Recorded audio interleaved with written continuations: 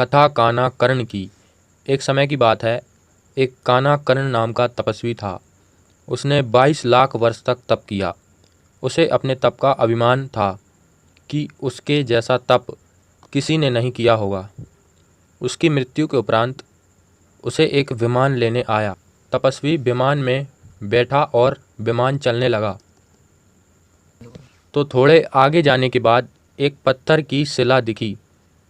विमान चलाने वाले दूत ने कहा कि तपस्वी जी, आप इस पत्थर की शिला का एक परिक्रमा लगा कर आओ, क्योंकि यह यहाँ का नियम है।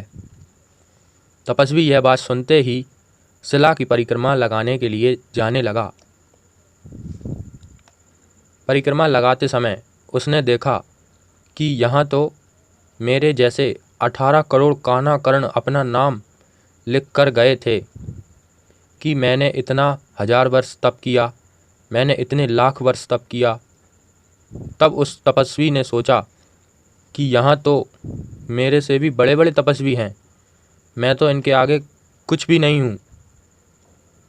यहाँ उसके तप का अभिमान खत्म हो गया और फिर वह विमान में बैठकर जाने लगा।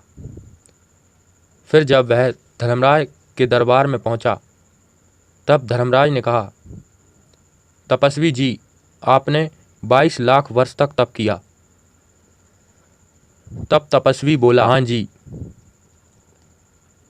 तो धर्मराज बोला कि मैं न्याय करूं या रहम करूं। तब तपस्वी ने सोचा कि मैंने तप किया और मैंने ही राज प्राप्त किया, तो इसमें रहम की क्या आवश्यकता पड़ेगी। तब तपस्वी ने कहा कि न्याय करो। फिर धर्मराज ने कहा कि जिस पत्थर की टुकड़ी के ऊपर बैठकर तूने तप किया, वह तेरी थी या मेरी थी। अब यदि तपस्वी कहता कि मेरी थी, तो धर्मराज कहता कि तेरी थी तो लाया क्यों नहीं उसे अपने साथ। तब तपस्वी ने कहा कि जी आपकी थी।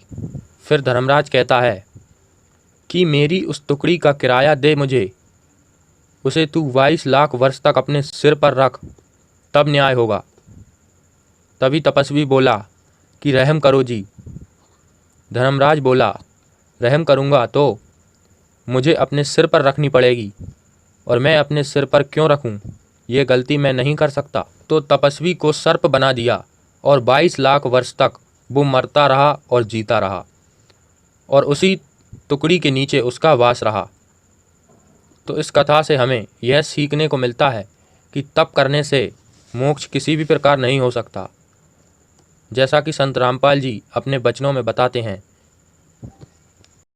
तो पुण्यात्मा, ये तत्व ज्ञान हमें प्राप्त नहीं हुआ था।